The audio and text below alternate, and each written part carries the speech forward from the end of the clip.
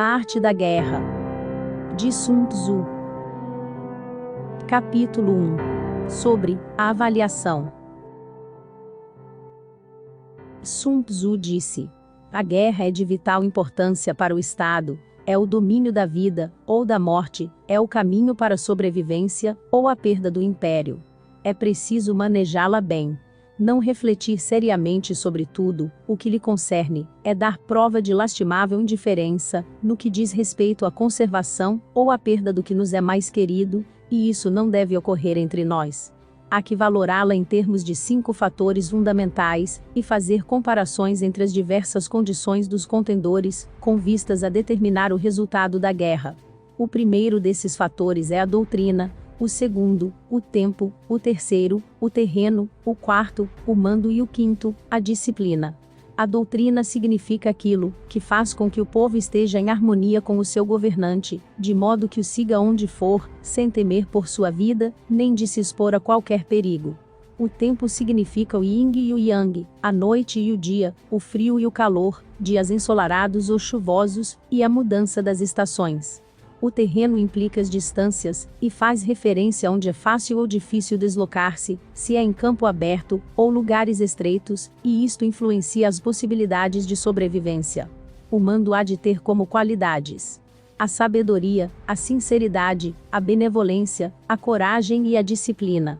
Por último, a disciplina há de ser compreendida como a organização do exército, as graduações e classes entre os oficiais, a regulação das rotas de mantimentos e a provisão de material militar para o exército. Estes 5 fatores fundamentais hão de ser conhecidos por cada general. Aquele que os domina, vence. Aquele que não os domina, sai derrotado. Portanto, ao traçar os planos, há de se comparar os seguintes 7 fatores, avaliando-se cada um com o maior cuidado. Qual dirigente é o mais sábio e capaz? Que comandante possui o maior talento? Que exército obtém vantagens da natureza e terreno? Em que exército se observam melhor os regulamentos e as instruções? Quais as tropas mais fortes? Que exército tem oficiais e tropas melhor treinadas? Que exército administra recompensas e castigos de forma mais justa? Mediante o estudo desses 7 fatores, serás capaz de adivinhar qual dos 2 grupos sairá vitorioso e qual será derrotado. O general que seguir o meu conselho vencerá. Esse general há de ser mantido na liderança. Aquele que ignorar os meus conselhos, certamente será derrotado e deve ser destituído. Além de prestar atenção aos meus conselhos e planos, o general deve criar uma situação que contribua para o seu cumprimento. Por situação quero dizer que deve levar em consideração a situação do campo e atuar de acordo com o que lhe for vantajoso. A arte da guerra se baseia no engano. Portanto, quando és capaz de atacar, deves aparentar incapacidade e, quando as tropas se movem, aparentar inatividade. Se estás perto do inimigo, deves fazê-lo crer que estás longe, se longe, aparentar que se está perto. Colocar iscas para atrair o inimigo. Golpear o inimigo quando está desordenado. Preparar-se contra ele quando está seguro em todas as partes. Evitá-lo durante um tempo quando é mais forte. Se teu oponente tem um temperamento colérico, tenta irritá-lo. Se é arrogante, trata de adular o seu ego. Se as tropas inimigas se acham bem preparadas após uma reorganização, tenta desordená-las. Se estão unidas, semeia a dissensão entre suas fileiras. Ataca o inimigo quando não está preparado, e aparece quando não te espera. Estas são as chaves da vitória pela estratégia. Agora, se as estimativas realizadas antes da batalha indicam vitória, é porque os cálculos cuidadosamente realizados mostram que tuas condições são mais favoráveis que as condições do inimigo. Se indicam derrota, é porque mostram que as condições favoráveis para a batalha são menores. Com uma avaliação cuidadosa, podes vencer, sem ela, não podes. Menos oportunidades de vitória terá aquele que não realiza cálculos precisos. Graças a este método, pode-se examinar a situação, e o resultado aparece claramente. Capítulo 2. Sobre o princípio das ações. Uma vez começada a batalha, ainda que estejas ganhando, se continuares por muito tempo, desanimarás as tuas tropas, e embotarás a tua espada. Se estás sitiando uma cidade, esgotarás tuas forças. Se mantiveres o teu exército durante muito tempo em campanha, teus mantimentos se esgotarão. As armas são instrumentos de má sorte, empregá-las por muito tempo produzirá calamidades. Como se tem dito: os que a ferro matam, a ferro morrem. Quando as tuas tropas estão desanimadas, a tua espada embotada, esgotadas estão as tuas forças, e os teus mantimentos são escassos, até os teus se aproveitarão da tua debilidade para se sublevarem. Assim, ainda que tenhas conselheiros sábios, ao final não poderás fazer que as coisas saiam bem. Por causa disso, tem-se ouvido falar de operações militares, que são torpes e repentinas, porém nunca se viu nenhum especialista na arte da guerra, que mantivesse a campanha por muito tempo. Nunca é benéfico para um país deixar que uma operação militar se prolongue por muito tempo. Como se diz comumente, ser rápido como o trovão que retumba antes de que tenhas podido tapar os ouvidos, veloz como o relâmpago que brilha antes de haveres podido piscar. Portanto, os que não são totalmente conscientes da desvantagem de servir-se das armas, não podem ser totalmente conscientes das vantagens de utilizá-las. Os que utilizam os meios militares com perícia, não movimentam suas tropas 2 vezes, nem proporcionam alimentos em 3 ocasiões, com o mesmo objetivo. Isto quer dizer que não se deve mobilizar o povo mais de uma vez por campanha, e que imediatamente depois de alcançar a vitória, não se deve regressar ao próprio país, para fazer uma segunda mobilização. A princípio isto significa proporcionar alimentos, para as próprias tropas, porém depois que se tiram os alimentos ao inimigo. Se ao invés de tomar os mantimentos e armas de teu próprio país, retirares do teu inimigo, estarás bem abastecido de armas e provisões. Quando um país empobrece por causa das operações militares, isso se deve ao transporte de provisões de um lugar distante. Se as transportas desde um lugar distante, o povo empobrecerá. Os que habitam próximo, de onde está o exército, podem vender suas colheitas a preços elevados, porém acaba-se deste modo o bem-estar da maioria da população. Quando se transportam as provisões para muito longe, ocorre ruína por causa do alto custo. Nos mercados próximos ao exército, os preços das mercadorias aumentam. Portanto, as longas campanhas militares constituem uma ferida para o país. Quando se esgotam os recursos, os impostos se arrecadam sob pressão. Quando o poder e os recursos se tenham esgotado, arruína-se o próprio país. O povo é privado de grande parte de seus produtos, enquanto os gastos do governo para armamento se elevam. Os habitantes constituem a base de um país, os alimentos são a felicidade do povo. O príncipe deve respeitar este fato, e ser austero em seus gastos.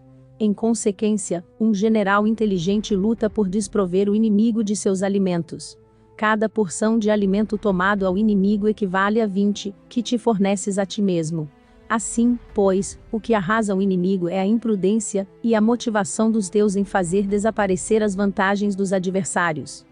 Quando recompensas teus homens com os benefícios que ostentavam os adversários, eles lutarão com iniciativa própria, e assim poderás tomar o poder e a influência que antes tinha o inimigo. É por isto que se diz que onde há grandes recompensas, há homens valentes. Por conseguinte, em batalha de carros, recompensa primeiro que tomar ao menos 10 carros. Se recompensas a todo mundo, não haverá suficiente para todos. Assim, pois, oferece uma recompensa a um soldado, para animar a todos os demais. Troca suas cores, dos soldados inimigos feitos prisioneiros. Utiliza-os misturados aos teus. Trata bem os soldados e presta-lhes atenção. Os soldados prisioneiros devem ser bem tratados, para conseguir que no futuro lutem para ti. A isto se chama vencer o adversário, e incrementar por acréscimo as tuas próprias forças. Se utilizas o inimigo para derrotar o inimigo, serás poderoso em qualquer lugar aonde fores. Assim, pois, o mais importante em uma operação militar é a vitória, e não a persistência. Esta última não é benéfica. Um exército é como fogo. Se não o apagas, se consumirá por si mesmo. Portanto, sabemos que o que está à cabeça do exército, está a cargo das vidas dos habitantes, e da segurança da nação. Capítulo 3. Sobre as proposições da vitória e a derrota. Sobre as proposições da vitória e a derrota como regra geral, é melhor conservar um inimigo intacto do que o destruir. Captura seus soldados para conquistá-los e domina seus chefes. Um general dizia: pratica as artes marciais, calcula a força de teus adversários, faz com que percam ânimo e a orientação, de maneira que, ainda estando intacto, o exército inimigo fique imprestável. Isto é ganhar sem violência. Se destruíres o exército inimigo, e matares seus generais, assaltas suas defesas disparando, reúnes uma multidão e usurpas um território, tudo isto é ganhar pela força. Por isto, os que ganham todas as batalhas não são realmente profissionais, os que conseguem que se rendam impotentes, os exércitos alheios sem lutar, são os melhores mestres do arte da guerra. Os guerreiros superiores atacam enquanto os inimigos estão projetando seus planos. Logo desfazem suas alianças. Por isso, um grande imperador dizia: o que luta pela vitória frente a espadas nuas, não é um bom general. A pior tática é atacar uma cidade. Assediar, encurralar uma cidade só, se leva a cabo como último recurso. Emprega não menos de 3 meses em preparar teus artefatos e outros 3, para coordenar os recursos para teu assedio. Nunca se deve atacar por cólera, e com pressa. É aconselhável tomar-se tempo na organização e coordenação do plano. Portanto, um verdadeiro mestre das artes marciais vence outras forças inimigas sem batalha, conquista outras cidades sem assediá-las, e destrói outros exércitos sem empregar muito tempo. Um mestre experiente nas artes marciais desfaz os planos dos inimigos, estropia suas relações e alianças, corta os mantimentos ou bloqueia seu caminho, vencendo mediante estas táticas sem necessidade de lutar. É imprescindível lutar contra todas as facções inimigas, para obter uma vitória completa, de maneira que seu exército não fique aquartelado, e o benefício seja total. Esta é a lei do assédio estratégico. A vitória completa se produz quando o exército não luta, a cidade não é assediada, a destruição não se prolonga durante muito tempo, e em cada caso, o inimigo é vencido pelo emprego da estratégia. Assim, pois, a regra da utilização da força é a seguinte: se as tuas forças são 10 vezes superiores às do adversário, cerca-o; se são 5 vezes superiores, ataca-o; se são 2 vezes superiores, divide-o; se tuas forças são iguais em número, luta se te é possível. Se tuas forças são inferiores, mantém-te continuamente em guarda, pois a menor falha te acarretaria as piores consequências. Trata de manter-te ao abrigo e evita o quanto possível um enfrentamento aberto com ele. A prudência e a firmeza de um pequeno número de pessoas podem chegar a cansar e a dominar até grandes exércitos. Este conselho se aplica nos casos em que todos os fatores são equivalentes. Se tuas forças estão em ordem, enquanto que as do inimigo estão imersas no caos, se tu e as tuas forças estão com ânimo, e eles desmoralizados, então, mesmo que sejam mais numerosos, podes entrar em batalha. Se teus soldados, as tuas forças, a tua estratégia e o teu valor são menores que os de teu adversário, então deves retirar-te e buscar outra alternativa. Em consequência, se o bando menor é obstinado, cai prisioneiro do bando maior. Isto quer dizer que se um pequeno exército não faz uma avaliação adequada de seu poder, e se atreve a enfrentar uma grande potência, por mais que a sua defesa seja firme, inevitavelmente se converterá em conquistado. Se não pode ser forte, porém tampouco sabe ser débil, serás derrotado. Os generais são servidores do povo. Quando seu serviço é completo, o povo é forte. Quando seu serviço é defeituoso, o povo é débil. Assim, pois, existem 3 maneiras pelas quais um príncipe leva o exército ao desastre. Quando um príncipe, ignorando as ações, ordena avançar a seus exércitos, ou retirar-se quando não devem fazê-lo, a isto se chama imobilizar o exército. Quando um príncipe ignora os assuntos militares, porém compartilha em pé de igualdade o mando do exército, os soldados acabam confusos. Quando o príncipe ignora como levar a cabo as manobras militares, porém compartilha por igual sua direção, os soldados estão vacilantes. Uma vez que os exércitos estão confusos e vacilantes, iniciam os problemas procedentes dos adversários. A isto se chama perder a vitória por transtornar o aspecto militar, se tentas utilizar os métodos de um governo civil, para dirigir uma operação militar, a operação será confusa. Triunfam aqueles que sabem quando lutar, e quando esperar. Sabem discernir quando utilizar muitas ou poucas tropas. Possuem tropas cujas categorias têm o mesmo objetivo. Enfrentam com preparativos os inimigos desprevenidos. Têm generais competentes, e não limitados por seus governos civis. Estas 5 são as maneiras de conhecer o futuro vencedor. Falar que o príncipe seja o que dá as ordens em tudo, é como o general solicitar permissão ao príncipe, para poder apagar um fogo. Quando for autorizado, já não restam senão cinzas. Se conheces os demais, e te conheces a ti mesmo, nem em 100 batalhas correrás perigo. Se não conheces os demais, porém te conheces a ti mesmo, perderás uma batalha e ganharás outra. Se não conheces aos demais, nem te conheces a ti mesmo, correrás perigo em cada batalha. Capítulo 4. Sobre a medida na disposição dos meios.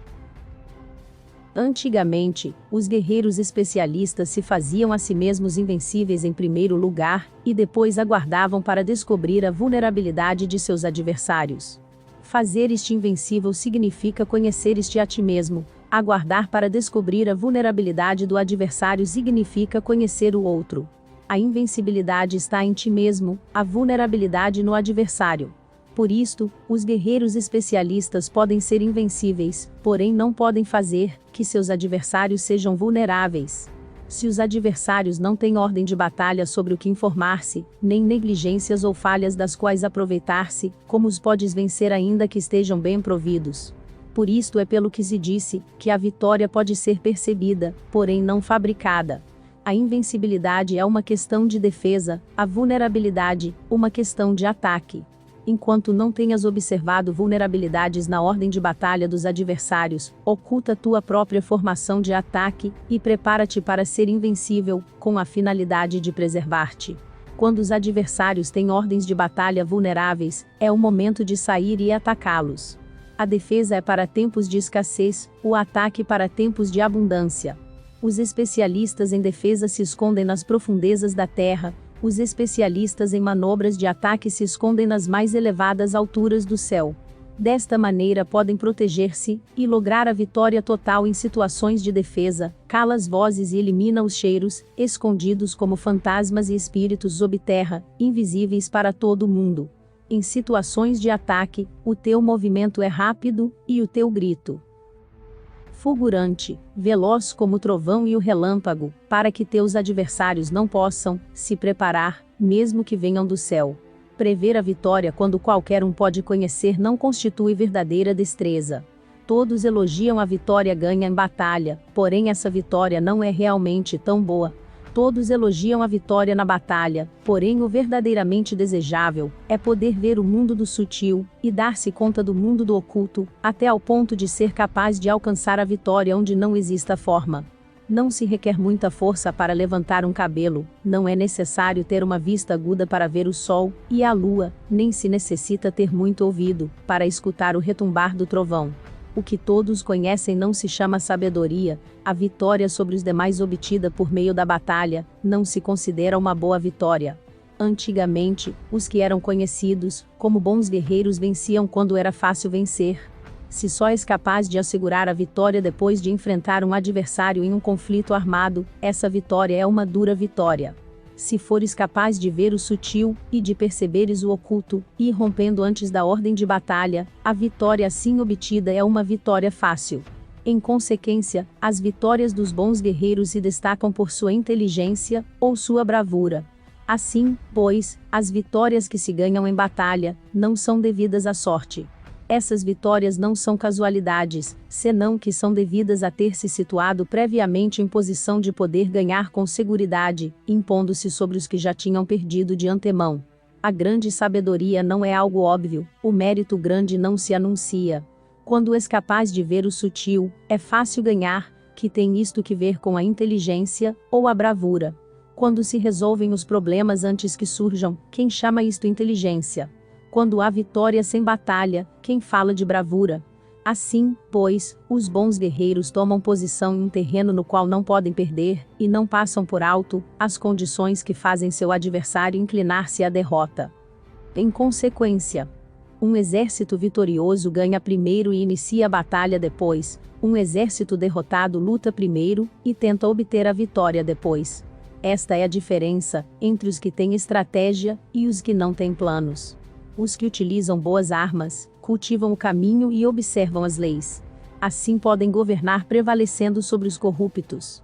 Servir-se da harmonia para desvanecer a oposição, não atacar um exército inocente, não fazer prisioneiros, ou tomar saques por onde passa o exército, não cortar as árvores, nem contaminar os poços, limpar e purificar os templos das cidades e montanhas do caminho que atravessas, não repetir os erros de uma civilização decadente, a tudo isto se chama o caminho e suas leis. Quando o exército está estritamente disciplinado, até ao ponto em que os soldados morreriam, antes que desobedecer às ordens, e as recompensas e os castigos, merecem confiança e estão bem estabelecidos, quando os chefes e oficiais são capazes de atuar desta forma, podem vencer a um príncipe inimigo corrupto. As regras militares são 5: medição, avaliação, cálculo, comparação e vitória. O terreno dá lugar às medições, estas dão lugar às avaliações aos cálculos, estes às comparações, e as comparações dão lugar às vitórias.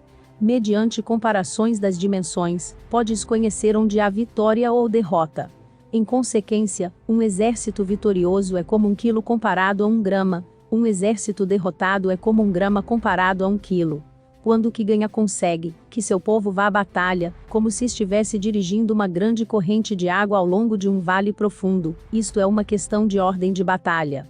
Quando a água se acumula em um vale profundo, ninguém pode medir a sua quantidade, o mesmo acontece quando a nossa defesa não mostra sua forma. Quando se solta a água, ela se precipita para baixo como uma torrente, de maneira tão irresistível como nosso próprio ataque. Capítulo 5. Sobre a firmeza. O ortodoxo e o heterodoxo se originam reciprocamente, como um círculo sem começo, nem fim, quem poderia esgotá-los? Quando a velocidade da água que flui alcança o ponto em que pode mover as pedras, esta é a força direta. Quando a velocidade e manobrabilidade do falcão é tal que pode atacar e matar, isto é precisão. O mesmo ocorre com os guerreiros especialistas. Sua força é rápida, sua precisão certeira.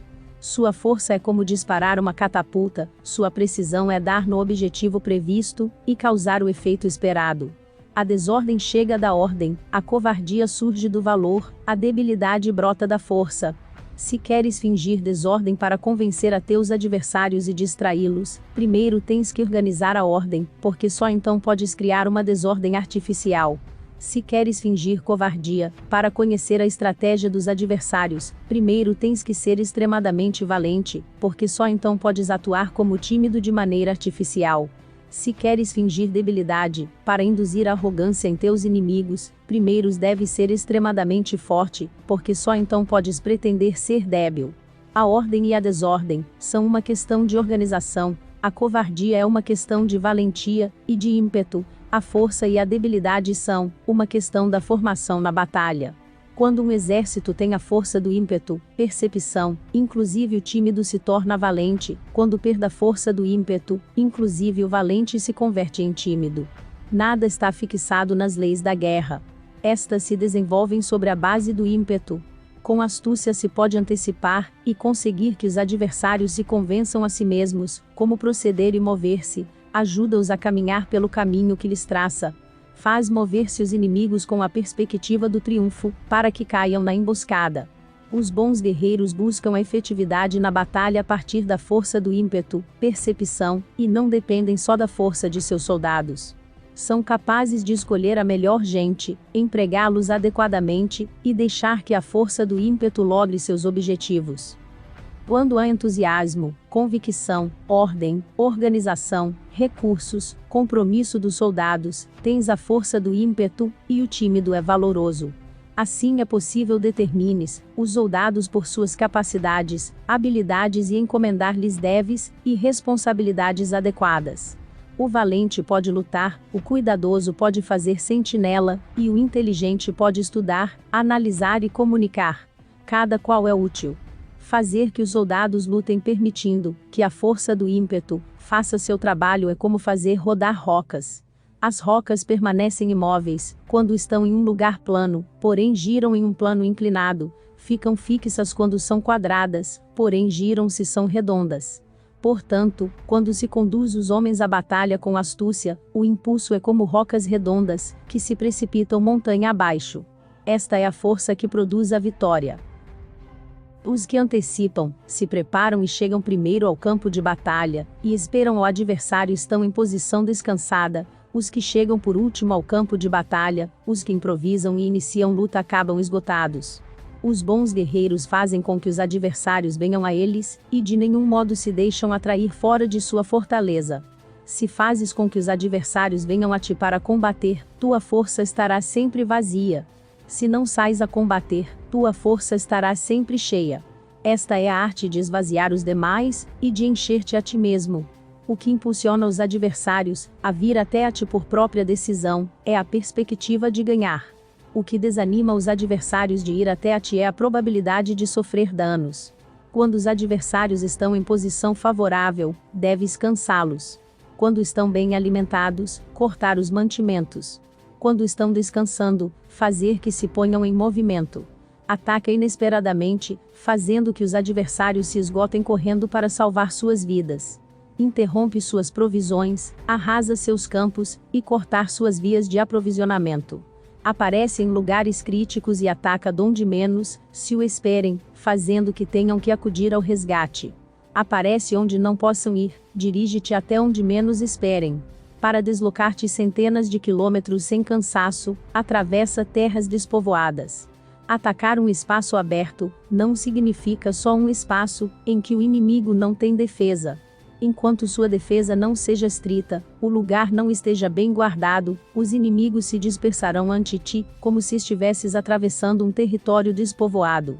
Para tomar infalivelmente o que atacas, ataca donde não há defesa. Para manter uma defesa infalivelmente segura, defende onde não há ataque. Capítulo 6. Sobre o cheio e o vazio. Os que antecipam, se preparam e chegam primeiro ao campo de batalha, e esperam ao adversário estão em posição descansada. Os que chegam por último ao campo de batalha, os que improvisam e iniciam luta acabam esgotados. Os bons guerreiros fazem com que os adversários venham a eles, e de nenhum modo se deixam atrair fora de sua fortaleza. Se fazes com que os adversários venham a ti para combater, tua força estará sempre vazia. Se não sais a combater, tua força estará sempre cheia. Esta é a arte de esvaziar os demais, e de encher-te a ti mesmo. O que impulsiona os adversários a vir até a ti por própria decisão, é a perspectiva de ganhar. O que desanima os adversários de ir até a ti é a probabilidade de sofrer danos. Quando os adversários estão em posição favorável, deves cansá-los. Quando estão bem alimentados, cortar os mantimentos. Quando estão descansando, fazer que se ponham em movimento. Ataca inesperadamente, fazendo que os adversários se esgotem correndo para salvar suas vidas. Interrompe suas provisões, arrasa seus campos, e cortar suas vias de aprovisionamento. Aparece em lugares críticos e ataca donde menos se o esperem, fazendo que tenham que acudir ao resgate. Aparece onde não possam ir, dirige-te até onde menos esperem. Para deslocar-te centenas de quilômetros sem cansaço, atravessa terras despovoadas.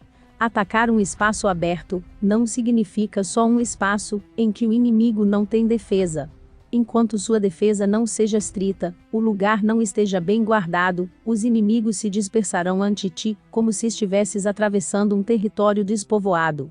Para tomar infalivelmente o que atacas, ataca donde não há defesa. Para manter uma defesa infalivelmente segura, defende onde não há ataque. Assim, no caso dos que são especialistas em ataque, seus inimigos não sabem por onde atacar.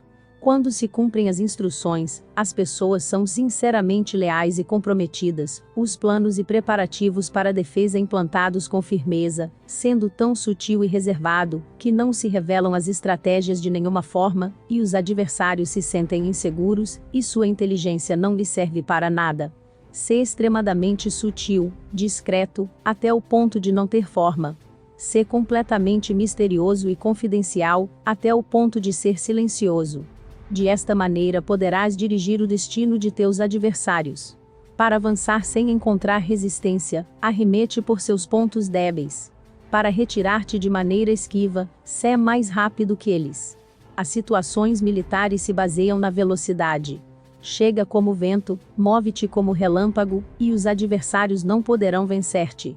Portanto, quando queiras entrar em batalha, inclusive se o adversário está entrincheirado em posição defensiva, não poderá evitar lutar, se atacas no lugar, no que deve acudir irremediavelmente ao resgate.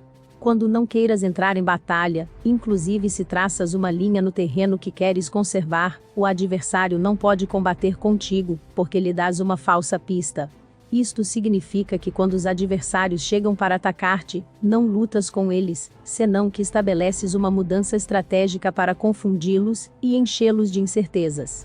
Por conseguinte, quando induzes outros a efetuar uma formação, enquanto tu mesmo permaneces sem forma, estás concentrado, enquanto que teu adversário está dividido.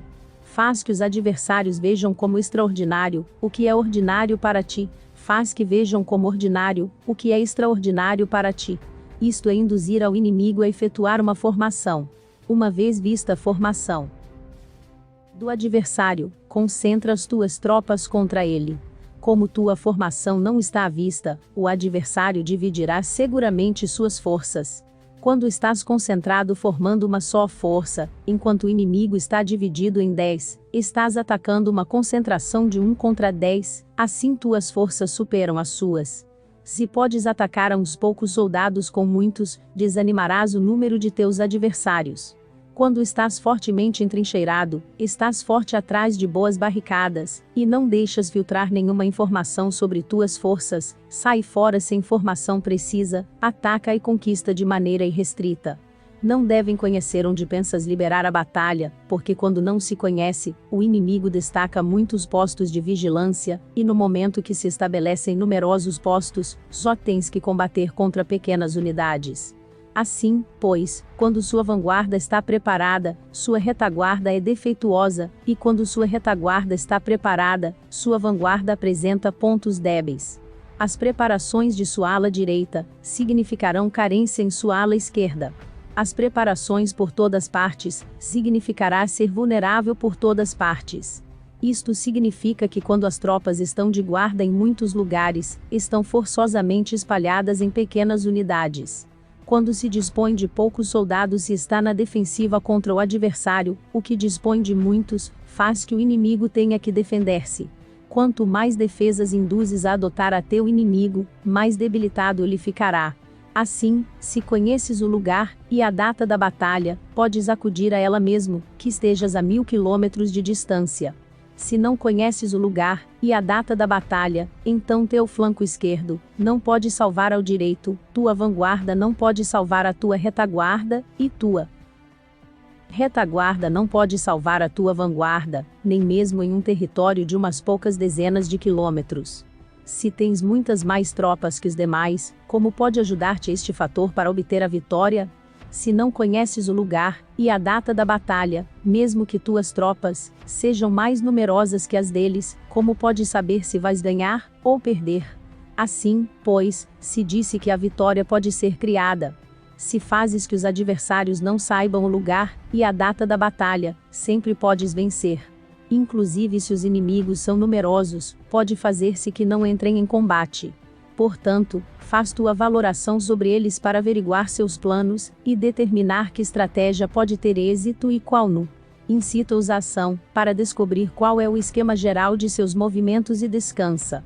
Faz algo por ou contra eles para ter sua atenção, de maneira que possas atraí-los, descobrir seus hábitos de comportamento de ataque e de defesa. Induza-os a adotar formações específicas, para conhecer seus pontos fracos. Isto significa utilizar muitos métodos para confundir e perturbar o inimigo com o objetivo de observar suas formas de resposta para ti. Depois de tê-las observado, haja em consequência, de maneira que pode saber que classe de situações significam vida e quais significam morte. combateste-os para averiguar seus pontos fortes e seus pontos débeis. Portanto, o ponto final da formação de um exército é chegar à não forma. Quando não tens forma, os informadores não podem descobrir nada, já que a informação não pode criar uma estratégia. Uma vez que não tens forma perceptível, não deixas pegadas que possam ser seguidas, os informadores não encontram nenhuma fresta por onde olhar, e os que estão a cargo da planificação não podem estabelecer nenhum plano realizável. A vitória sobre multidões mediante formações precisas deve ser desconhecida das multidões. Todo mundo conhece a forma que resultou em vencedor, porém ninguém conhece a forma que assegurou a vitória. Em consequência, a vitória na guerra não é repetitiva, senão que adapta sua forma continuamente. Determinar as mudanças apropriadas significa não repetir as estratégias prévias para obter a vitória. Para consegui-la, posso adaptar-me desde o princípio a qualquer formação que os adversários possam adotar. As formações são como a água. A natureza do água é evitar o alto e ir para baixo. A natureza dos exércitos é evitar o cheio e atacar o vazio. O fluxo do água está determinado pela terra. A vitória vem determinada pelo adversário. Assim, pois, um exército não tem formação constante, o mesmo que o água não tem forma constante. Se chama gênio a capacidade de obter a vitória cambiando e adaptando-se segundo o inimigo. Capítulo 7. Sobre o enfrentamento direto e indireto. A regra ordinária para o uso do exército é que o mando do exército receba ordens das autoridades civis e depois reúne e concentra as tropas, aquartelando-as juntas. Nada é mais difícil que a luta armada. Lutar com outros cara a cara para conseguir vantagens é o mais árduo do mundo. A dificuldade da luta armada é fazer próximas as distâncias e converter os problemas em vantagens. Enquanto dás a aparência de estar muito longe, começa teu caminho e chegas antes que o inimigo. Portanto, fazes que sua rota seja larga, atraindo com a esperança de ganhar. Quando empreendes a marcha, depois que os outros e chegas antes que eles, conheces a estratégia de fazer que as distâncias sejam próximas. Sirva-te de uma unidade especial, para enganar ao inimigo atraindo a uma falsa persecução, fazendo crer que o grosso de tuas forças está muito longe. Então, lanças uma força de ataque surpresa que chega antes, ainda que tenhas começado o caminho depois. Por conseguinte, a luta armada pode ser proveitosa e pode ser perigosa. Para o especialista, é proveitosa, para o inexperiente, perigosa. Mobilizar todo o exército para o combate, para obter alguma vantagem tomaria muito tempo, porém combater por uma vantagem com um exército incompleto teria como resultado uma falta de recursos. Se te mobilizas rapidamente, e sem parar dia e noite, recorrendo o duplo da distância habitual, e se lutas por obter alguma vantagem a milhares de quilômetros, teus chefes militares serão feitos prisioneiros. Os soldados que sejam fortes chegarão ali primeiro, os mais cansados chegarão depois, como regra geral, só o conseguirá 1 de cada 10. Quando a rota é larga, as tropas se cansam, se gastaram sua força na mobilização, chegam esgotadas enquanto que seus adversários estão frescos. Assim, pois, é seguro que serão atacadas. Combater por uma vantagem, a 50 quilômetros de distância, frustrará os planos do mando e, como regra geral, só a metade dos soldados o farão. Se combates para obter uma vantagem a 30 quilômetros de distância, só 2 de cada 3 soldados os recorrerão. Assim, pois, um exército perece se não está equipado, se não tem provisões, ou se não tem dinheiro. Estas 3 coisas são necessárias. Não podes combater para ganhar com um exército não equipado, ou sem provisões, o que o dinheiro facilita. Portanto, se ignoras os planos de teus rivais, não podes fazer alianças precisas. A menos que conheças as montanhas e os bosques, os desfiladeiros e os passos, e a condição dos pântanos, não podes manobrar com uma força armada. A menos que utilizes guias locais, não podes aproveitar-te das vantagens do terreno. Só quando conheces cada detalhe da condição do terreno podes manobrar e guerrear. Por conseguinte, uma força militar se usa segundo a estratégia prevista, se mobiliza mediante a esperança de recompensa, e se adapta mediante a divisão e a combinação. Uma força militar se estabelece mediante a estratégia no sentido de que distraias ao inimigo, para que não possa conhecer qual é tua situação real e não possa impor sua supremacia. Se mobiliza mediante a esperança de recompensa, no sentido de que entra em ação quando vê a possibilidade de obter uma vantagem. Dividir e tornar a fazer combinações de tropas e fases para confundir ao adversário e observar como reage frente a ti. De esta maneira podes adaptar-te para obter a vitória. Por isto, quando uma força militar se move com rapidez é como o vento, quando vai lentamente é como o bosque, é voraz como o fogo e imóvel como as montanhas. É rápida como o vento no sentido que chega sem avisar e desaparece como o relâmpago. É como um bosque, porque tem uma ordem. É voraz como o fogo que devasta uma planície sem deixar para trás sequer um ramo de erva. É imóvel como uma montanha quando se aquartela. É tão difícil de conhecer como a escuridão, seu movimento é como um trovão que retumba. Para ocupar um lugar, divide as tuas tropas. Para expandir teu território, divide benefícios. A regra geral das operações militares é desprover de alimentos ao inimigo tudo o que se possa. Em localidades onde as gentes não têm muito, é necessário dividir as tropas em grupos pequenos, para que possam tomar em diversas partes o que necessitam, já que só assim terão suficiente. Quanto a dividir o saque, significa que é necessário reparti-lo entre as tropas, para guardar o que foi conquistado, não deixando que o inimigo o recupere. Age depois de ter feito estimativas. Ganha o que conhece primeiro, à medida do que está longe, e o que está próximo. Esta é a regra geral da luta armada. O primeiro que faz o movimento é o convidado, o último é o anfitrião. O convidado tem difícil, o anfitrião o tem fácil. Perto e longe significam deslocamento. O cansaço, a fome e frio surgem do deslocamento. Um antigo livro que trata de assuntos militares disse: as palavras não são escutadas, para isso se fazem os símbolos e os tambores. As bandeiras e os estandartes se fazem por causa da ausência de visibilidade. Símbolos, tambores, bandeiras e estandartes se utilizam para concentrar e unificar os ouvidos e os olhos dos soldados.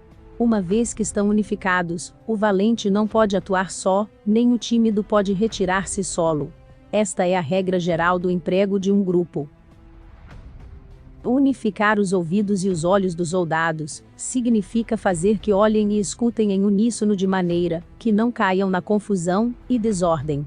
Há sinais e utilizam para indicar direções e impedir que os indivíduos vão onde bem quiserem. Assim, pois, em batalhas noturnas, utiliza fogos e tambores, e em batalhas diurnas, serve-te de bandeiras e estandartes, para controlar os ouvidos e os olhos dos soldados.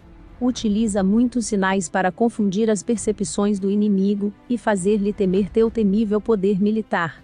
Desta forma, fazes desaparecer a energia de seus exércitos e desmoralizas a seus generais. Em primeiro lugar, deves ser capaz de manter-te firme em teu próprio coração, só então podes desmoralizar aos generais inimigos. Por isto, a tradição afirma que os habitantes de outros tempos tinham a firmeza para desmoralizar, e a antiga lei, dos que conduziam carros de combate dizia, que quando a mente original é firme, a energia fresca é vitoriosa. Deste modo, a energia da manhã está cheia de ardor, a do meio-dia decai, e a energia da noite se retira. Em consequência, os especialistas no manejo das armas preferem a energia entusiasta, atacam a decadente, e a que se bate em retirada. São eles os que dominam a energia.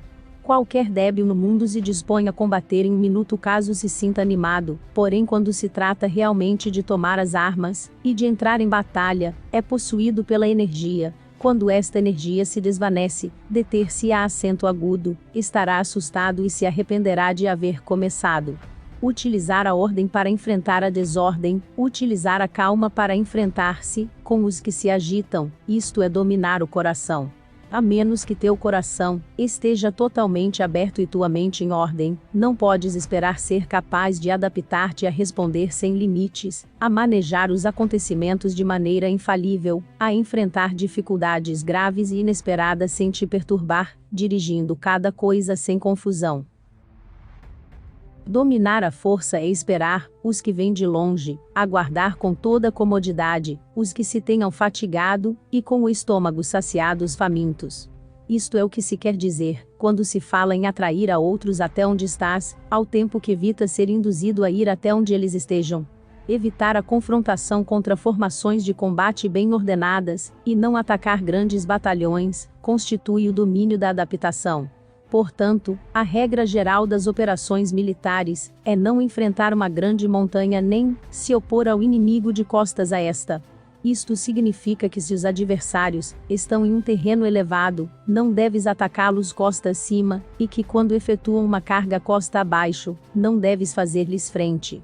Não persigas os inimigos quando fingem uma retirada, nem ataques tropas experientes. Se os adversários fogem de repente antes de esgotar sua energia, seguramente há emboscadas esperando para atacar tuas tropas. Neste caso, deves reter a teus oficiais, para que não se lancem em sua perseguição. Não consumas a comida de seus soldados. Se o inimigo abandona de repente suas provisões, estas devem ser provadas antes de ser comidas, porque podem estar envenenadas. Não detenhas nenhum exército que esteja em caminho a seu país. Sob estas circunstâncias, um adversário lutará até a morte. Há que deixar-lhe uma saída a um exército cercado. Mostra-lhes uma maneira de salvar a vida, para que não estejam dispostos a lutar até a morte, e assim poderás aproveitar para atacá-los. Não pressiones um inimigo desesperado. Um animal esgotado seguirá lutando, pois essa é a lei da natureza. Estas são as leis das operações militares. Capítulo 8. Sobre as 9 mudanças. No geral, as operações militares estão sob ordens do governante civil para dirigir ao exército. O general não deve erguer seu acampamento em terreno difícil. Deixa que se estabeleçam relações diplomáticas nas fronteiras. Não permaneças em um território árido nem isolado. Quando te achas em terreno fechado, prepara alguma estratégia e mova-te. Quando te achares em terreno mortal, luta. Terreno fechado significa que existem lugares escarpados, que te rodeiam por todas partes, de maneira que o inimigo tem mobilidade, que pode chegar e ir-se com liberdade, porém a ti é difícil sair e voltar. Cada rota deve ser estudada, para que seja melhor. Há rotas que não deves usar, exércitos que não devem de ser atacados, cidades que não devem ser sitiadas, terrenos sobre os que não se deve combater, e ordens de governantes civis, que não devem ser obedecidas. Em consequência, os generais que conhecem as variáveis possíveis, para aproveitar-se do terreno, sabem como manejar as forças armadas. Se os generais não sabem como adaptar-se de maneira vantajosa, mesmo que conheçam a condição do terreno, não podem aproveitar-se dele. Se estão ao mando de exércitos, porém ignoram as artes da total adaptabilidade, mesmo que conheçam o objetivo a lograr, não podem fazer que os soldados lutem por ele. Se és capaz de ajustar a campanha de modo que mude conforme ao ímpeto das forças, então a vantagem não muda, e os únicos que são prejudicados são os inimigos. Por esta razão, não existe uma estrutura permanente. Se podes compreender totalmente este princípio, podes fazer que os soldados atuem na melhor forma possível. Portanto, as considerações da pessoa inteligente sempre incluem o analisar objetivamente o benefício e o prejuízo. Quando considera o benefício, sua ação se expande. Quando considera o dano, seus problemas podem resolver-se. O benefício e o dano são interdependentes, e os sábios os têm em conta. Por isso, o que retira os adversários é o dano, o que os mantém ocupados é a ação, e o que lhes motiva é o benefício. Cansa os inimigos mantendo-os ocupados, e não deixando-lhes respirar. Porém, antes lográ-lo, tens que realizar previamente teu próprio labor. Esse trabalho consiste em desenvolver um exército forte, um povo próspero, uma sociedade harmoniosa, e uma maneira ordenada de viver. Assim, pois, a norma geral das operações militares consiste em não contar com que o inimigo não acuda, senão confiar em ter os meios de enfrentá-lo, não contar com que o adversário não ataque, senão confiar em possuir o que não pode ser atacado. Se podes recordar sempre o perigo quando estás a salvo, e o caos em tempos de ordem, permanece atento ao perigo, e ao caos enquanto não tenham, todavia, forma, e evita-os antes de que se apresentem. Esta é a melhor estratégia de todas. Por isto, existem 5 riscos que são perigosos nos generais. Os que estão dispostos a morrer, podem perder a vida. Os que querem preservar a vida, podem ser feitos prisioneiros. Os que são dados a apaixonamentos irracionais, podem ser ridicularizados. Os que são muito puritanos, podem ser desonrados. Os que são compassivos, podem ser perturbados. Se te apresentas em um lugar que com toda segurança, os inimigos se precipitarão a defender, as pessoas compassivas se apressarão invariavelmente a resgatar seus habitantes, causando a si mesmas problemas e cansaço. Estes são 5 riscos, que constituem defeitos nos generais, e que são desastrosos para as operações militares. Os bons generais são diferentes. Comprometem-se até a morte, porém não se aferram à esperança de sobreviver. Atuam de acordo com os acontecimentos, em forma racional e realista, sem deixar-se levar por as emoções nem estar sujeitos a ficar confusos. Quando vem uma boa oportunidade, são como tigres, em caso contrário cerram suas portas. Sua ação e sua não ação são questões de estratégia, e não podem ser agradados nem aborrecidos. Capítulo 9. Sobre a distribuição dos meios. As manobras militares são o resultado dos planos e estratégias na maneira mais vantajosa para ganhar. Determinam a mobilidade e eficiência das tropas. Se vais colocar teu exército em posição de observar ao inimigo, atravessa rápido as montanhas, e vigia-os de um vale. Considera o efeito da luz, e mantenha-te na posição mais elevada do vale. Quando combateres numa montanha, ataca de cima para baixo, e não o contrário. Combate estando costa abaixo, e nunca costa acima. Evita que a água divida tuas forças, afasta-te das condições desfavoráveis o quanto antes. Não enfrentes os inimigos dentro da água, é conveniente deixar que passem a metade de suas tropas, e nesse momento dividi-las, e atacá-las. Não te situes rio abaixo.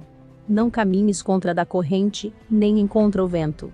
Se acampas na beira de um rio, teus exércitos podem ser surpreendidos de noite, empurrados para se afogar, ou se lhes pode colocar veneno na corrente. Tuas barcas não devem ser amarradas corrente abaixo, para impedir que o inimigo aproveite a corrente lançando seus barcos contra ti. Se atravessa pântanos, faça-o rapidamente. Se te encontras frente a um exército em meio de um pântano, permanece próximo de suas plantas aquáticas ou respaldado pelas árvores. Em uma planície, toma posições que sejam fáceis de manobrar, mantendo as elevações do terreno atrás, e à tua direita, estando as partes mais baixas diante, e as mais altas atrás. Geralmente, um exército prefere um terreno elevado e evita um terreno baixo, aprecia a luz e detesta a escuridão. Os terrenos elevados são estimulantes, e portanto, a gente se acha a gosto em eles. Ademais, são convenientes para adquirir a força do ímpeto. Os terrenos baixos são úmidos, o qual provoca enfermidades e dificulta o combate. Quando não existe a enfermidade em um exército, se disse que este é invencível. Onde haja montículos e terraplanos, situa-te em seu lado ensolarado, mantendo sempre a tua direita e atrás. Colocar-se na melhor parte do terreno é vantajoso para uma força militar. A vantagem em uma operação militar consiste na aproveitar-se de todos os fatores benéficos do terreno. Quando chove, rio acima a corrente traz consigo a espuma, se queres cruzá-lo, espera que acalme. Sempre que um terreno apresente barrancos infranqueáveis, lugares fechados, armadilhas, riscos, grutas e prisões naturais, deves abandoná-lo rapidamente, e não te aproximes dele. No que me concerne, sempre me mantenho distante destes acidentes do terreno, de maneira que os adversários estejam mais perto que eu deles. Dou a face a estes acidentes, de maneira que fiquem às costas do inimigo. Então estás em situação vantajosa, e ele tem condições desfavoráveis. Quando um exército se está deslocando, se atravessa territórios montanhosos com muitas correntes de água e poços, ou pântanos cobertos de juncos, ou bosques virgens cheios de árvores e vegetação, é imprescindível esquadrinhá-los totalmente, e com cuidado, já que estes lugares ajudam nas emboscadas, e aos espiões. É essencial descer do cavalo, e esquadrinhar o terreno, pois podem existir tropas escondidas para tentar uma emboscada. Também pode ser que haja espiões à espreita observando-te, e escutando tuas instruções e movimentos. Quando o inimigo está perto, permanece calmo, queres dizer que se achas em posição forte. Quando está longe, porém tenta provocar hostilidades, queres que avances. Se, ademais, sua posição é acessível, isso queres dizer que lhe é favorável. Cuida da saúde física de seus soldados, com os melhores recursos disponíveis. Se um adversário não conserva a posição que lhe é favorável pelas condições do terreno, e se situa em outro lugar conveniente, deve ser porque existe alguma vantagem tática para agir desta maneira. Se as árvores se movem, é que o inimigo se está aproximando. Se há obstáculos entre os brejos, é que tomaste um mau caminho. A ideia de pôr muitos obstáculos entre os matos é fazer-te pensar que existem tropas emboscadas escondidas em meio de ela. Se os pássaros alçam o voo, há tropas emboscadas no lugar. Se os animais estão assustados, existem tropas atacantes. Caso se elevem colunas de pó altas e espessas, há carros que se estão aproximando. Se são baixas e largas, aproximam-se soldados a pé. Nuvens de fumaça esparsas significam que se está cortando lenha.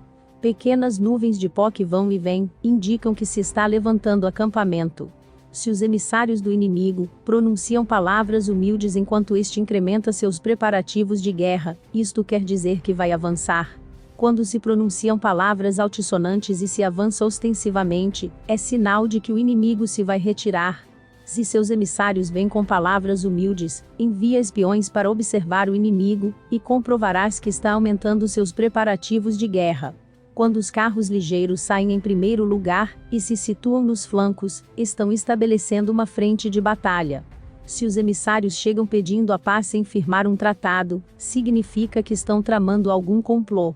Se o inimigo dispõe rapidamente seus carros em filas de combate, é que está esperando reforços.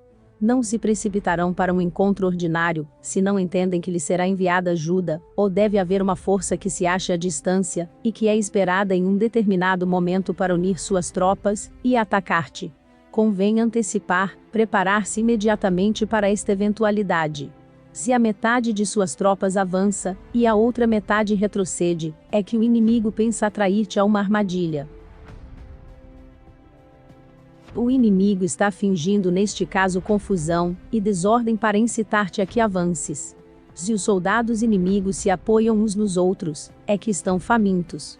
Se os aguadores bebem em primeiro lugar, é que as tropas estão sedentas. Se o inimigo vê uma vantagem, porém não a aproveita, é que está cansado.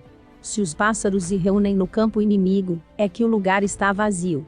Se há pássaros sobrevoando uma cidade, o exército fugiu. Se são produzidas chamadas noturnas, é que os soldados inimigos estão atemorizados. Têm medo e estão inquietos, e por isso chamam uns aos outros. Se o exército não tem disciplina, isto quer dizer que o general não é levado a sério. Se os estandartes se movem, é que está sumido na confusão. Há sinais que são usados para unificar o grupo. Assim, pois, caso se desloquem de lá para cá sem ordem nem concerto, significa que suas fileiras estão confusas.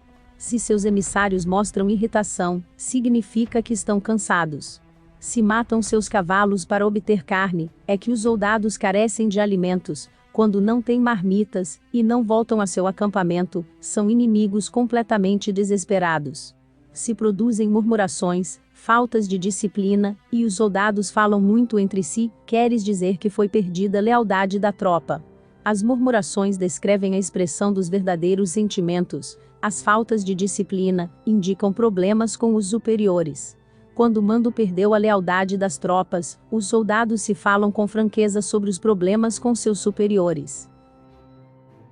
Se outorgam numerosas recompensas, é que o inimigo se acha em um beco sem saída. Quando se ordenam demasiados castigos, é que o inimigo está desesperado. Quando a força de seu ímpeto está esgotada, outorgam constantes recompensas para ter contentes os soldados, para evitar que se rebelem em massa.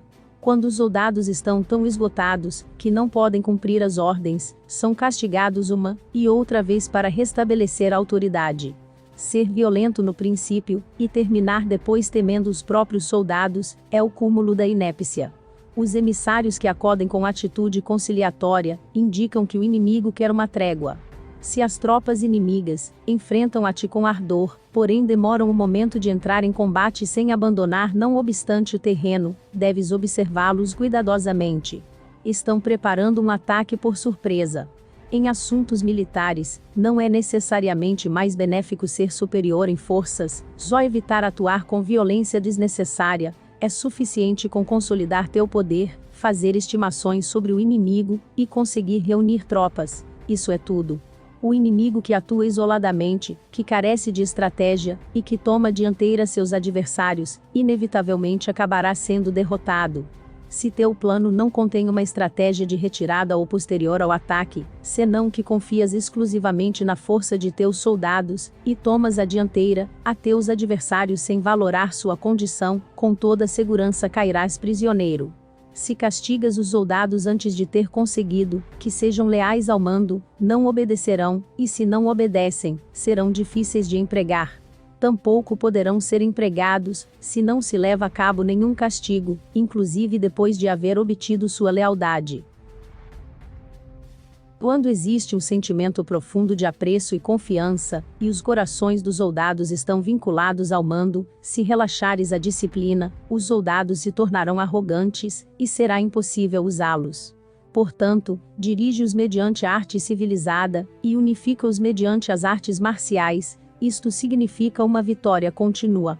Arte civilizada significa humanidade, e artes marciais significam regulamentos. Mandar-lhes com humanidade e benevolência, unificá-los de maneira estrita e firme. Quando a benevolência e a firmeza são evidentes, é possível estar seguro da vitória. Quando as ordens se dão de maneira clara, sensata e consequente, as tropas as aceitam.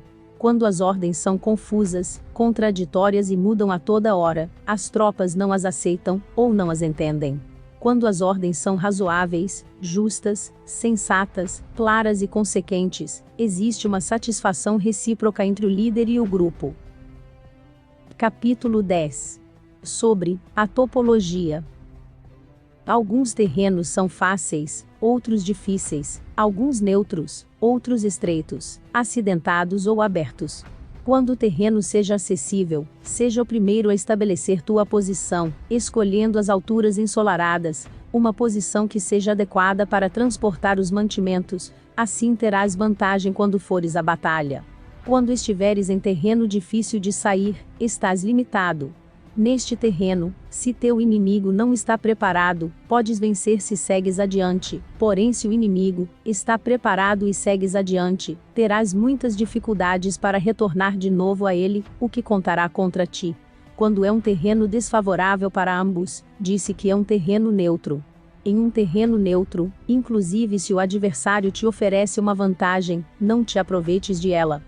Retira-te, induzindo a sair a metade das tropas inimigas, e então cai sobre ele aproveitando-te desta condição favorável. Em um terreno estreito, se és o primeiro a chegar, deves ocupá-lo totalmente, e esperar o adversário. Se ele chega antes, não o persiga se bloqueia os desfiladeiros. Persiga-o só, se não os bloqueia. Em terreno acidentado, se és o primeiro a chegar, deves ocupar seus pontos altos e ensolarados, e esperar o adversário. Se este já os ocupou antes, retira-te e não o persigas.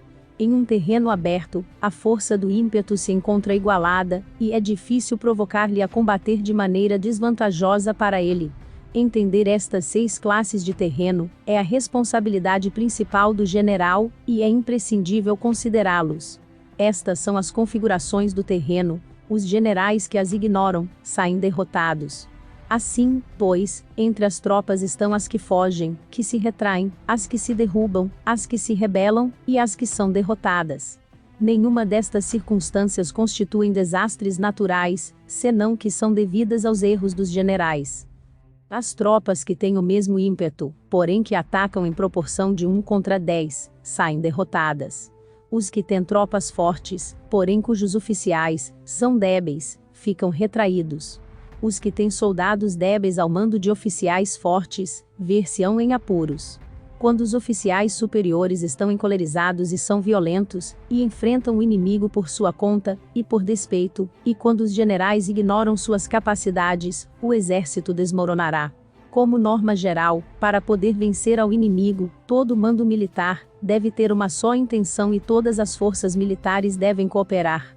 Quando os generais são débeis e carecem de autoridade, quando as ordens não são claras, quando oficiais e soldados não têm solidez, e as formações são anárquicas, produz-se revolta. Os generais derrotados são aqueles que são incapazes de analisar os adversários, entram em combate com forças superiores em número ou melhor equipadas, e não selecionam as suas tropas segundo os seus níveis de preparação. Se emprega soldados sem selecionar os preparados dos não preparados, os arrojados e os timoratos, estás buscando tua própria derrota. Estas são as 6 maneiras de ser derrotado. A compreensão de estas situações é a responsabilidade suprema dos generais e devem ser consideradas. A primeira é não equilibrar o número de forças. A segunda, a ausência de um sistema claro de recompensas e castigos. A terceira, a insuficiência de treinamento. A quarta é a paixão irracional, a quinta é a ineficácia da lei de ordem, e a sexta é a falha em não selecionar os soldados fortes e resolutos. A configuração do terreno pode ser apoio para o exército. Para os chefes militares, o curso da ação adequada é avaliar o adversário para assegurar a vitória e calcular os riscos e as distâncias. Saem vencedores os que lideram batalhas conhecendo estes elementos, saem derrotados os que lutam ignorando-os.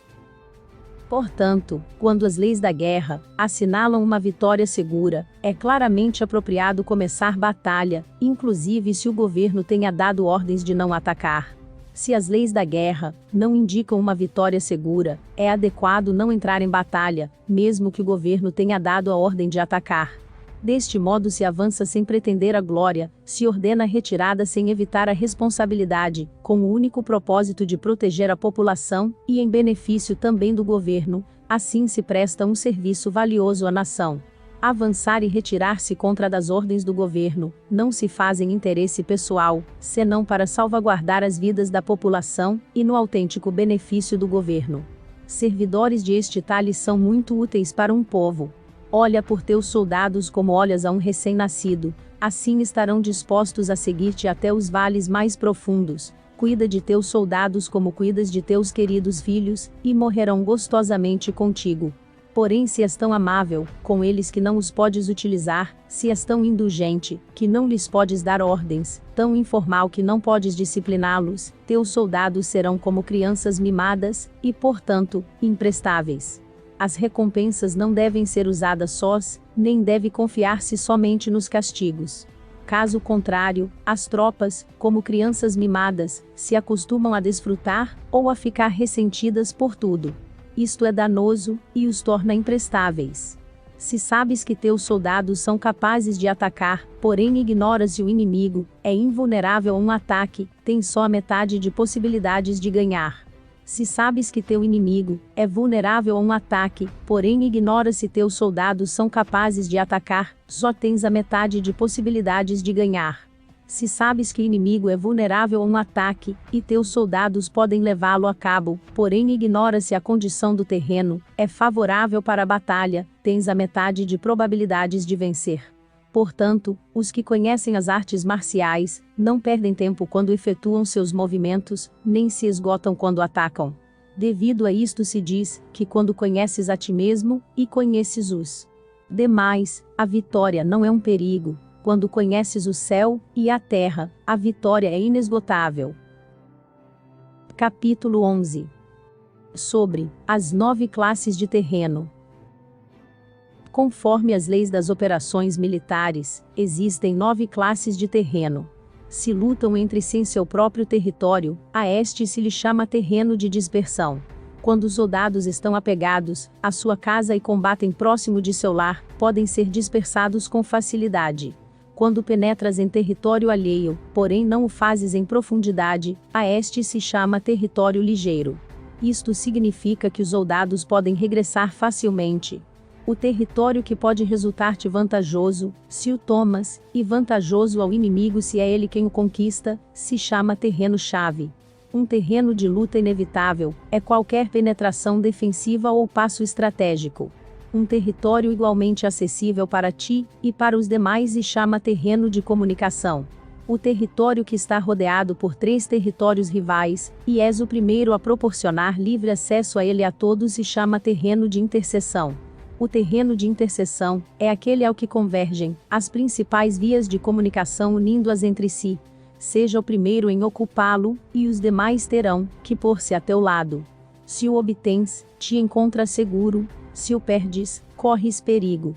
Quando penetras em profundidade em um território estranho, e deixas atrás muitas cidades e povos, a este terreno se chama difícil. É um terreno do qual é difícil regressar. Quando atravessas montanhas com bosques, desfiladeiros abruptos ou outros acidentes difíceis de atravessar, a isto se chama terreno desfavorável. Quando o acesso é estreito, e a saída é tortuosa, de maneira que uma pequena unidade inimiga pode atacar-te, mesmo que tuas tropas sejam mais numerosas, a este se chama terreno cercado. Se és capaz de uma grande adaptação, podes atravessar este território. Se só podes sobreviver em um território lutando com rapidez, e se é fácil morrer, se não o fazes, a este se chama terreno mortal. As tropas que se encontram em um terreno mortal, estão na mesma situação que se encontrassem numa barca que afunda, ou em uma casa ardendo. Assim, pois, não combatas em um terreno de dispersão, não te detenhas em um terreno ligeiro, não ataques em um terreno-chave, ocupado pelo inimigo, não deixes que tuas tropas sejam divididas em um terreno de comunicação. Em terrenos de interseção, estabelece comunicações. Em terrenos difíceis, entra com provisões. Em terrenos desfavoráveis, continua marchando. Em terrenos cercados, faz planos. Em terrenos mortais, luta. Em um terreno de dispersão, os soldados podem fugir. Um terreno ligeiro é quando os soldados penetram em território inimigo, todavia não têm as costas cobertas. Por isso, suas mentes não estão realmente concentradas, e não estão atentas para a batalha. Não é vantajoso atacar ao inimigo em um terreno-chave. O que é vantajoso é chegar primeiro a ele. Não se deve permitir que fique isolado o terreno de comunicação, para poder servir-se das rotas de mantimentos. Em terrenos de interseção, estarás a salvo se estabeleces alianças; se as perdes, te encontrarás em perigo.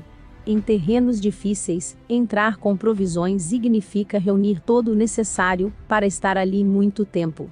Em terrenos desfavoráveis, já que não podes entrincheirar-te nele, deves apressar-te em sair. Em terrenos cercados, introduz táticas de surpresa. Se as tropas caem em um terreno mortal, todos lutarão de maneira espontânea. Por isto se disse: situa as tropas em um terreno mortal, e sobreviverão. Os que eram antes considerados como especialistas na arte da guerra, eram capazes de fazer que o inimigo perdesse contato entre sua vanguarda e sua retaguarda, a confiança entre as grandes e as pequenas unidades, o interesse recíproco pelo bem-estar dos diferentes linhas, o apoio mútuo entre governantes e governados, o alistamento de soldados, e a coerência de seus exércitos. Estes especialistas entravam em ação quando lhes era vantajoso, e se retraíam em caso contrário. Introduziam mudanças para confundir ao inimigo, atacando-os aqui e ali, aterrorizando-os e semeando entre eles a confusão, de tal maneira que não lhes davam tempo para fazer planos. Poder-se-ia perguntar como enfrentar forças inimigas numerosas e bem organizadas, que se dirigem até a ti. A resposta é dar-lhes em primeiro lugar algo que apreciem, e depois te escutarão. A rapidez de ação é o fator essencial da condição da força militar, aproveitando-se dos erros dos adversários, desviando-os por caminhos que não esperam, e atacando quando não estão em guarda. Isto significa que para aproveitar-se da falta de preparação, de visão e de cautela dos adversários, é necessário atuar com rapidez, e que se vacilas, esses erros não te servirão de nada. Numa invasão, por regra geral, quanto mais se adentram os invasores no território estranho, mais fortes se fazem, até o ponto de que o governo nativo não pode expulsá-los. Escolhe campos férteis, e as tropas terão suficiente para comer. Cuida de sua saúde e evita o cansaço, consolida sua energia, aumenta sua força. Que os movimentos de tuas tropas, e a preparação de teus planos sejam insondáveis. Consolida a energia mais entusiasta de tuas tropas, economiza as forças restantes, mantém em segredo tuas formações e teus planos, permanecendo insondável para os inimigos, e espera que se produza um ponto vulnerável para avançar. Situa tuas tropas em um ponto que não tenha saída, de maneira que tenham que morrer antes de poder escapar. O que, ante a possibilidade da morte, não estarão dispostas a fazer. Os guerreiros dão então o melhor de suas forças. Quando se acham ante um grave perigo, perdem o medo. Quando não há nenhum local onde ir, permanecem firmes. Quando estão totalmente implicados em um terreno, se aferram a ele. Se não têm outra opção, lutarão até o final. Por esta razão, os soldados estão vigilantes sem ter que ser estimulados, se alistam sem ter que ser chamados às fileiras, são amistosos sem necessidade de promessas, e se pode confiar neles sem necessidade de ordens. Isto significa que quando os combatentes se encontram em perigo de morte, seja qual seja seu risco, todos têm o mesmo objetivo, e portanto, estão alertas sem necessidade de ser estimulados, têm boa vontade de maneira espontânea, e sem necessidade de receber ordens, e pode confiar-se de maneira natural neles sem promessas nem necessidade de hierarquia. Proíbe os augúrios para evitar as dúvidas, e os soldados nunca te abandonarão. Se teus soldados não têm riquezas, não é porque as desdenhem. Se não têm mais longevidade, não é porque não queiram viver mais tempo. O dia em que se dá a ordem de marcha, os soldados choram. Assim, pois, uma operação militar preparada com perícia, deve ser como uma serpente veloz, que contra-ataca com sua cauda quando alguém lhe ataca por a cabeça, contra-ataca com a cabeça quando alguém lhe ataca pela cauda, e contra-ataca com cabeça e cauda, quando alguém lhe ataca pelo meio. Esta imagem representa o método de uma linha de batalha, que responde velozmente quando é atacada. Um manual de 8 formações clássicas de batalha diz: faz da frente a retaguarda, faz da retaguarda a frente, com 4 cabeças e 8 caudas. Faz que a cabeça esteja em todas partes, e quando o inimigo arremete pelo centro, cabeça e cola acudirão ao resgate. Pode perguntar-se a questão de se é possível fazer que uma força militar seja como uma serpente rápida. A resposta é afirmativa. Inclusive as pessoas que se têm antipatia, se encontrarão no mesmo barco, se ajudarão entre si em caso de perigo de sossobrar. É a força da situação que faz que isto suceda. Por isto, não basta depositar a confiança em cavalos atados e rodas fixas. Se atam os cavalos, para formar uma linha de combate estável, e se fixam as rodas, para fazer que os carros não se possam mover. Porém, ainda assim, isto não é suficientemente seguro nem se pode confiar nisso. É necessário permitir que haja variantes às mudanças que se fazem, pondo os soldados em situações mortais, de maneira que combatam de forma espontânea, e se ajudem entre si, cotovelo com cotovelo. Este é o caminho da segurança, e da obtenção de uma vitória certa. A melhor organização é fazer que se expresse o valor, e mantê-lo constante. Ter êxito tanto com tropas débeis, como com tropas aguerridas se baseia na configuração das circunstâncias. Se obtens a vantagem do terreno, podes vencer os adversários, inclusive com tropas ligeiras e débeis, quanto mais te seria possível se tens tropas poderosas e aguerridas. O que faz possível a vitória a ambas classes de tropas é as circunstâncias do terreno. Portanto, os especialistas em operações militares obtêm a cooperação da tropa, de tal maneira que dirigir um grupo é como dirigir a um só indivíduo, que não tem mais que uma só opção. Corresponde ao general ser tranquilo, reservado, justo e metódico. Seus planos são tranquilos e absolutamente secretos para que ninguém possa descobri-los. Seu mando é justo e metódico, assim que ninguém se atreve a tomar sua frente. Pode manter seus soldados sem informação e em completa ignorância de seus planos. Muda suas ações e revisa seus planos, de maneira que ninguém possa reconhecê-los. Muda de lugar e de prazos, e se desloca por caminhos sinuosos, de maneira que ninguém possa antecipá-lo. Podes ganhar quando ninguém pode entender em nenhum momento quais são tuas intenções. Disse um grande homem. O principal engano que se valora nas operações militares não se dirige só aos inimigos, senão o que começa em suas próprias tropas, para fazer que te sigam sem saber aonde vão. Quando um general fixa uma meta às suas tropas, é como que sobe a um lugar elevado, e depois retira a escada. Quando um general se adentra muito no interior do território inimigo, está pondo à prova todo o seu potencial. Pode queimar as naves das suas tropas, e destruir suas casas, assim as conduz como um rebanho e todos ignoram até onde se encaminham. Incumbe os generais reunir os exércitos, e pô-los em situações perigosas. Também devem examinar as adaptações aos diferentes terrenos, as vantagens de concentrar-se, ou dispersar-se, e as pautas dos sentimentos e situações humanas. Quando se fala de vantagens, e de desvantagens da concentração, e da dispersão, se quer dizer que as pautas dos comportamentos humanos, mudam segundo os diferentes tipos de terreno. A norma geral dos invasores é unir-se quando estão no coração do território inimigo, porém tendem a se dispersar quando estão nas orlas fronteiriças. Quando deixas teu território e atravessas a fronteira em uma operação militar, te achas em terreno isolado. Quando é acessível desde todos os pontos, é um terreno de comunicação. Quando te adentras em profundidade, estás em um terreno difícil. Quando penetras pouco, estás em um terreno ligeiro. Quando as tuas costas se acham em espessuras infranqueáveis e diante passagens estreitas, estás em um terreno cercado. Quando não há nenhum local donde ir, se trata de um terreno mortal. Assim, pois, em um terreno de dispersão, unifica as mentes dos soldados. Em terreno ligeiro, as mantenha em contato. Em um terreno chave, apressas para tomá-lo. Em um terreno de interseção, presta atenção à defesa. Em um terreno de comunicação, estabeleceria sólidas alianças. Em um terreno difícil, assegura mantimentos continuados.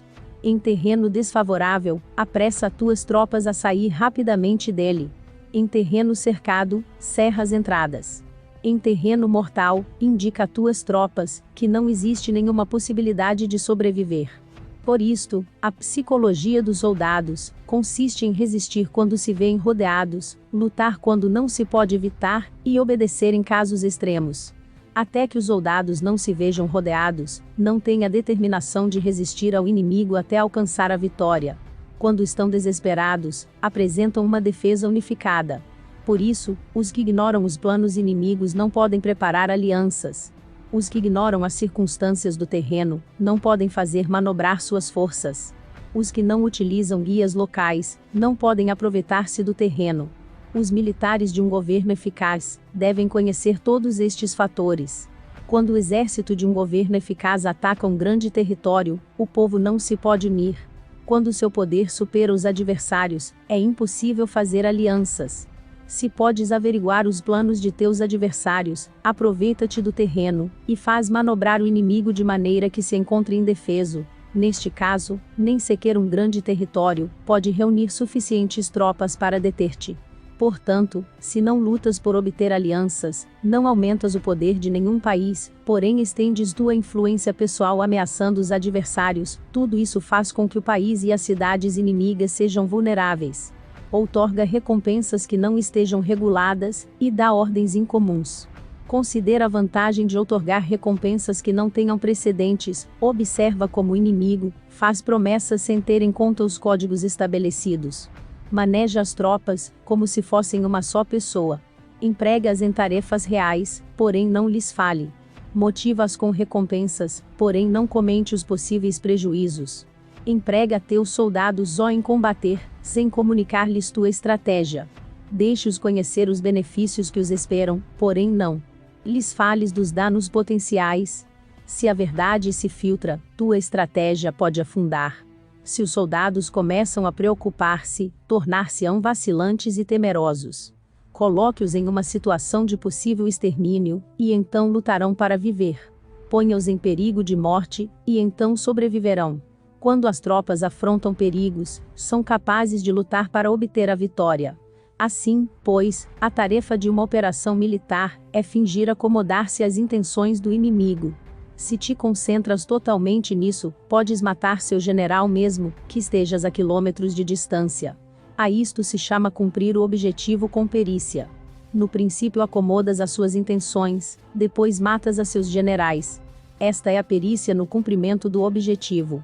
Assim, o dia em que se declara guerra, se cerram as fronteiras, se rompem os salvo-condutos, e se impede o passo de emissários. Os assuntos se decidem rigorosamente, desde que se começa a planejar e estabelecer a estratégia desde a casa ou quartel-general. O rigor nos quartéis generais na fase de planificação se refere à manutenção do segredo.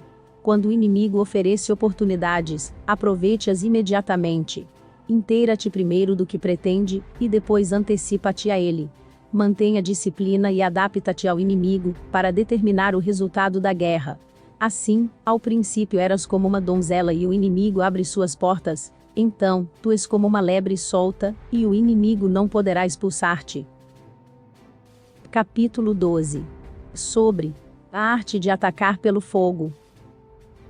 Existem 5 classes de ataques mediante o fogo: queimar as pessoas, queimar os mantimentos, queimar o equipamento, queimar os depósitos, e queimar as armas. O uso do fogo tem que ter uma base, e exige certos meios. Existem momentos adequados para acender fogos, concretamente quando o tempo é seco e ventoso. Normalmente, em ataques mediante o fogo, é imprescindível seguir as mudanças produzidas por este. Quando o fogo está dentro do acampamento inimigo, prepara-te rapidamente desde fora. Se os soldados se mantêm em calma, quando o fogo se inicia, espera e não ataques. Quando o fogo alcança seu ponto álgido, segue-o, se podes, se não, espera. Em geral, o fogo se utiliza para semear a confusão no inimigo e assim poder atacar-lhe. Quando o fogo pode ser prendido em campo aberto, não esperes para fazê-lo em seu interior, faça-o quando seja oportuno. Quando o fogo for atiçado pelo vento, não ataques em direção contrária a ele. Não é eficaz lutar contra o ímpeto do fogo, porque o inimigo lutará neste caso até a morte. Se soprou vento durante o dia, à noite amainará. Um vento diurno cessará ao anoitecer, um vento noturno cessará ao amanhecer. Os exércitos devem saber que existem variantes das 5 classes de ataques mediante o fogo, e adaptar-se a estas de maneira racional. Não basta saber como atacar os demais com o fogo, é necessário saber como impedir que os demais te ataquem a ti. Assim, pois, a utilização do fogo para apoiar um ataque significa claridade, e a utilização da água para apoiar um ataque significa força.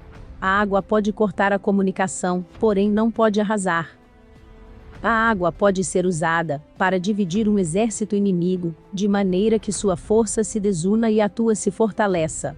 Ganhar combatendo ou levar a cabo um assédio vitorioso sem recompensar aos que tenham méritos traz má fortuna, e se faz merecedor de ser chamado avaro. Por isso se disse que um governo esclarecido tem em conta que um bom mando militar recompensa o mérito.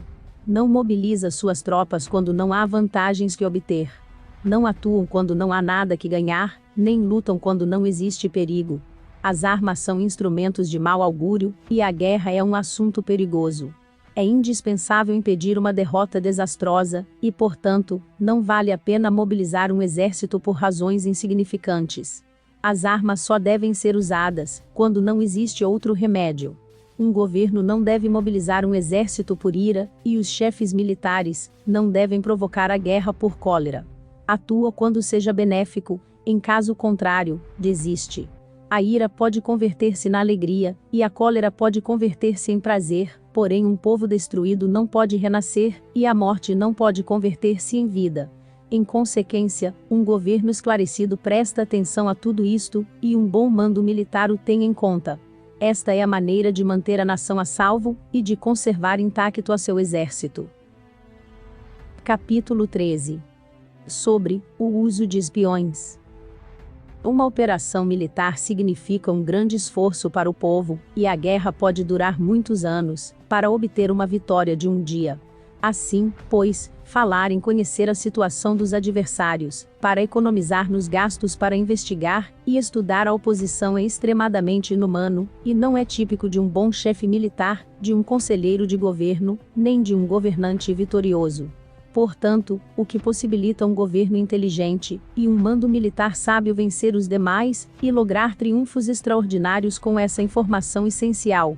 A informação prévia não se pode obter de fantasmas nem espíritos, nem se pode ter por analogia, nem descobrir mediante cálculos. deve-se obter de pessoas que conheçam a situação do adversário. Existem 5 classes de espiões: o nativo, o interno, o duplo agente, o liquidável e o flutuante. Quando todos estão ativos, ninguém conhece suas rotas. A isto se lhe chama gênio organizativo, e se aplica ao governante. Os espiões nativos se contratam entre os habitantes de uma localidade. Espiões internos se contratam entre os funcionários inimigos. Os agentes duplos se contratam entre os espiões inimigos. Os espiões liquidáveis transmitem falsos dados aos espiões inimigos. Os espiões flutuantes voltam para trazer informes.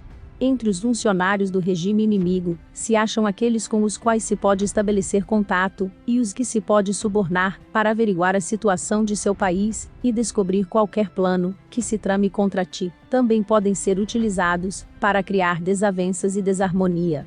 Em consequência, ninguém nas Forças Armadas é tratado com tanta familiaridade como os espiões, nem ninguém recebe recompensas tão grandes como a eles, nem há assunto mais secreto que a espionagem. Se não se trata bem os espiões, podem converter-se em renegados e trabalhar para o inimigo. Não se podem utilizar aos espiões sem sagacidade e conhecimento. Não pode servir-se de espiões sem humanidade e justiça, não se pode obter a verdade dos espiões sem sutileza. Certamente, é um assunto muito delicado. Os espiões são úteis em todas partes. Cada assunto requer um conhecimento prévio. Se algum assunto de espionagem é divulgado antes que o espião seja informado, este e o que o divulgou devem ser eliminados. Sempre que queiras atacar um exército, assediar uma cidade, ou atacar uma pessoa, deves de conhecer previamente a identidade dos generais que a defendem, de seus aliados, seus visitantes, suas sentinelas e de seus criados. Assim, pois, faz que teus espiões averiguem tudo sobre eles. Sempre que vais atacar e combater, deves conhecer primeiro os talentos dos servidores do inimigo, e assim podes enfrentá-los segundo suas capacidades. Deves buscar agentes inimigos que tenham vindo espionar, suborná-los e induzi-los a passar para teu lado, para poder utilizá-los como agentes duplos. Com a informação obtida desta maneira, podes encontrar espiões nativos e espiões internos para contratá-los. Com a informação obtida destes, podes fabricar informação falsa servindo-te de espiões liquidáveis. Com a informação assim obtida, podes fazer que os espiões flutuantes atuem segundo os planos previstos. É essencial a um governante conhecer as 5 classes de espionagem, e este conhecimento depende dos agentes duplos. Assim, estes devem ser bem tratados. Assim, só um governante brilhante, ou um general sábio, que possa utilizar os mais inteligentes para a espionagem, pode estar seguro da vitória. A espionagem é essencial para as operações militares, e os exércitos dependem dela, para levar a cabo suas ações. Não será vantajoso para o exército atuar sem conhecer a situação do inimigo, e conhecer a situação do inimigo não é possível sem a espionagem. Capítulo 14. Princípios da arte da guerra. Todas as espécies de conflitos são formas de guerra. Se você não conhece o inimigo, nem a si mesmo, perderá todas as batalhas. 2. A arte da guerra é uma questão de vida ou morte, um caminho para a segurança como para a ruína. Em nenhuma circunstância deve ser negligenciada. 3. O mérito supremo consiste em quebrar a resistência do inimigo sem lutar. A glória suprema é quebrar a resistência do inimigo sem lutar. 4. Apenas gostar ou usar muito de palavras não basta, é preciso saber transformá-las em atos e ação. 5. Preparar iscas para atrair o inimigo, fingir desorganização e depois esmagá-lo, quando perto, fazê-lo acreditar que estamos longe. Quando longe, vice-versa, se ele for superior, evite combater. Se ele for temperamental, procure irritá-lo. Finja estar fraco, ele se tornará arrogante. Se ele estiver tranquilo, não lhe dê sossego. Ataque onde e quando ele se mostrar despreparado. Apareça quando não estiver sendo esperado. 6. O valor do tempo vale mais que superioridade numérica.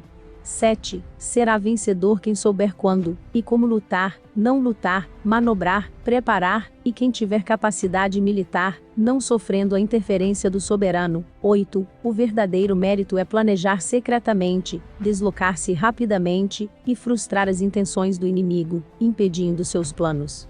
9. O guerreiro inteligente é alguém que não apenas vence, mas se sobressai vencendo com facilidade. 10. O guerreiro vence os combates não cometendo erros, pois significa conquistar um inimigo já derrotado. 11. O guerreiro hábil coloca-se numa posição que torna a derrota impossível, e não perde a oportunidade de aniquilar o inimigo. 12. A qualidade da decisão é como a calculada arremetida de um falcão. O bom combatente deve ser flexível no seu ataque e rápido na decisão. 13. A energia é comparada ao retirar de uma besta. A decisão, ao acionar de um gatilho.